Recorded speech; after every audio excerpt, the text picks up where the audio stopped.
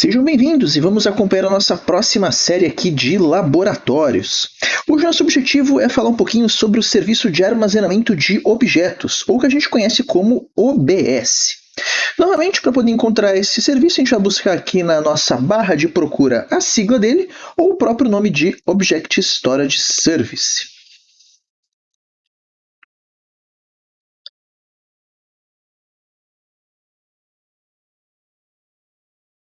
Chegando aqui, a gente tem a tela de acesso ao serviço e algumas informações importantes.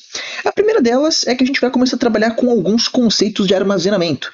Nesse caso, com o conceito de objeto e com o conceito de bucket. Aqui na minha conta eu já tenho 2 buckets criados. Vocês podem ver que eu sempre coloco o nome de comida no meu bucket, geralmente, que é o choripan e o pastel.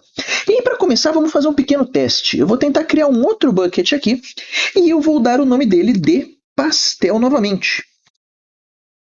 E você se pergunta, Vinícius, aqui está aparecendo que o nome deve ser único. Isso significa que, porque esse bucket dá origem à própria URL de acesso a essa informação, isso não pode ser repetido. E muito curioso, isso não pode ser repetido, inclusive para outros usuários. Não é somente na minha conta, nem somente nos meus buckets que estão aqui aparecendo. Então, se eu quiser criar outro bucket, por exemplo, vai ter que ser um outro nome de comida. Então, vamos tentar, por exemplo, paçoca.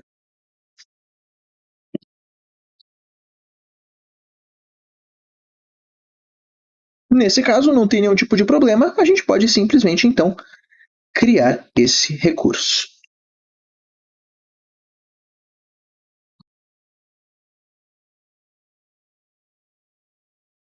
Muito bem. Agora que esse bucket foi criado, vamos tentar dar uma explorada nessas características.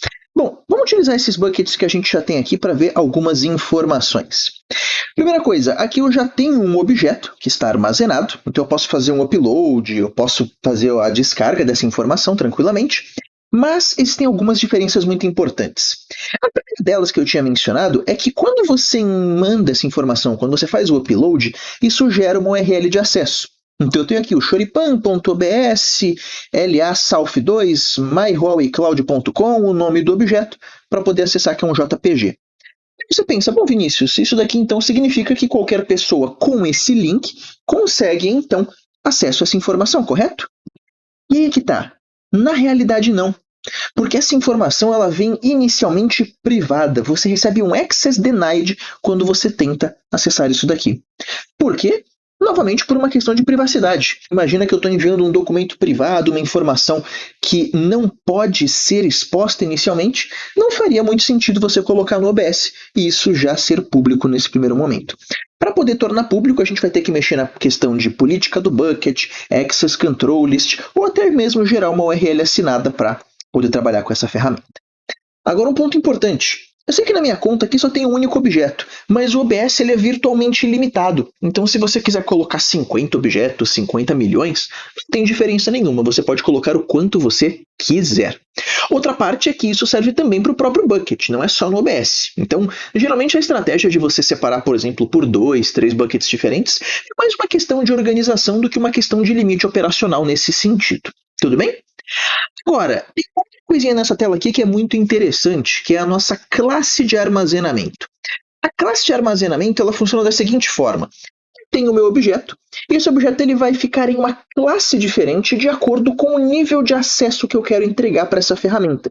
Por exemplo, se eu tenho uma imagem que é o logo da minha empresa e ela é consumida pela minha aplicação o tempo inteiro, por um aplicativo mobile do meu usuário ou, por exemplo, para o meu site, naturalmente é mais fácil você manter isso daqui numa camada de acesso frequente, porque o custo vai ser adequado para aquilo que a gente está fazendo.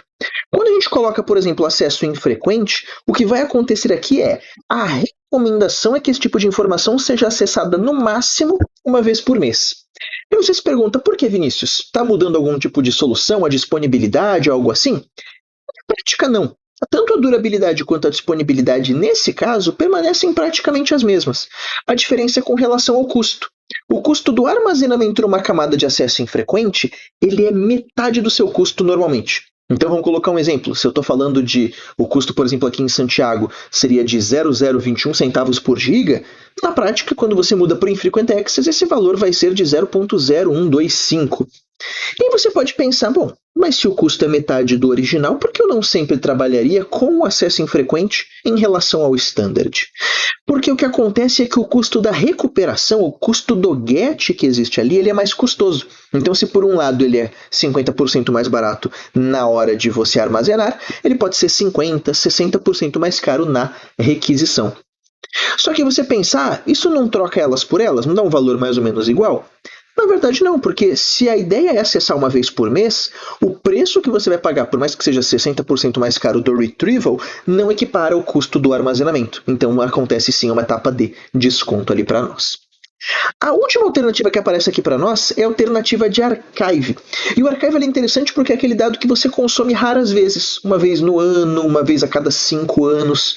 São aqueles casos, por exemplo, de informações legadas que você tem que manter por uma questão, às vezes, contratual, por compliance. Então imagina, eu preciso armazenar, por exemplo, o histórico médico dos meus pacientes por 20 anos, o histórico escolar da minha faculdade por não sei quanto tempo também.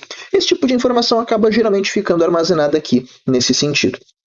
O legal é que a gente tem algumas formas de modificar esse tipo de camada de armazenamento.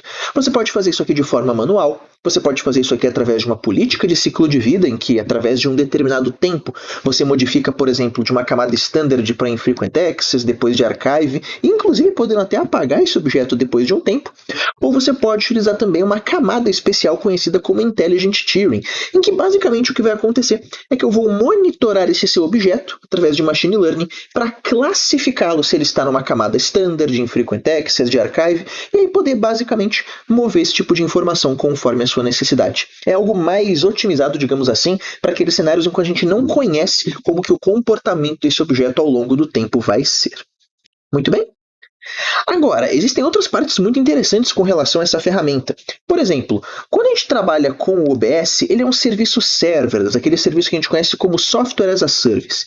Isso significa que ele tem algumas características muito interessantes do ponto de vista de gerenciamento, e principalmente com relação, por exemplo, a gerar um evento para dar continuidade a essa arquitetura. Como assim, Vinícius?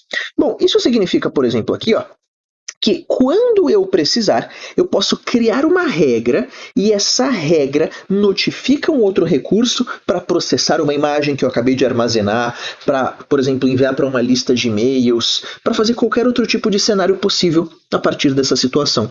Isso aqui é muito interessante porque isso vai evitar outros cenários, por exemplo, quando a gente trabalha com VPC, serviços como ECS, é uma solução que ela acaba sendo mais abstraída do ponto de vista de construção.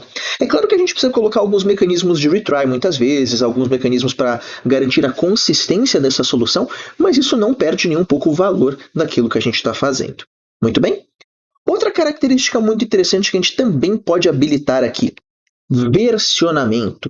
O versionamento funciona basicamente da seguinte forma. Eu vou habilitar ele aqui, por exemplo, do jeito que ele já está. Isso significa que, a partir de um objeto que eu armazeno, ele tem uma versão. Uma versão como 1, 2, 3, qualquer número que apareça ali para nós. A questão é que isso evita casos de acidentes. Por exemplo, eu sem querer enviei um outro PDF, aí nesse caso teria que ser o mesmo nome com a mesma extensão, que substituiria um que já tinha aqui na nuvem. Nesse caso, a informação anterior, quando não é versionada, ela é completamente destruída, ela não existe mais. Só que isso é um problema, porque imagina que eu tenho 3, 4 pessoas que às vezes não se conversam, que estão enviando esse tipo de informação. Então o versionamento permite que eu recupere essa informação caso ela esteja versionada. E o mais interessante, isso também funciona para o delete. Imagina aquele caso em que alguém sem querer foi lá e apagou uma informação, mas fala: nossa, não devia ter feito isso, eu quero recuperar essa informação. Isso também é possível. É basicamente como se você tivesse no seu desktop, você arrasta, por exemplo, um documento para a lixeira, mas a qualquer momento você pode simplesmente restaurar e continuar com aquela arquitetura dessa forma. Tudo bem? Eu gosto de brincar que o OBS é um serviço muito versátil, ele é muito interessante do ponto de vista de uso, porque ele inclusive tem cenários, por exemplo, aqui, de Static Website Hosting. Aí você se pergunta, bom, como assim fazer um website estático em um serviço de armazenamento? Bom, aí é que tá. Uma curiosidade é que, quando a gente trabalha com a parte de ECS, né, acredito que vocês já tenham visto o vídeo anterior em que a gente comentou um pouquinho sobre esse serviço, a gente tem que pensar em diversas características de tamanho, tipo de instância, imagem e por aí vai. Aí a questão é, eu tenho que pensar inclusive na parte de crescimento. Será que esse recurso está adequado? Eu vou ter que habilitar elasticidade, um auto-scaling, crescimento vertical, soluções que a gente ainda vai explorar.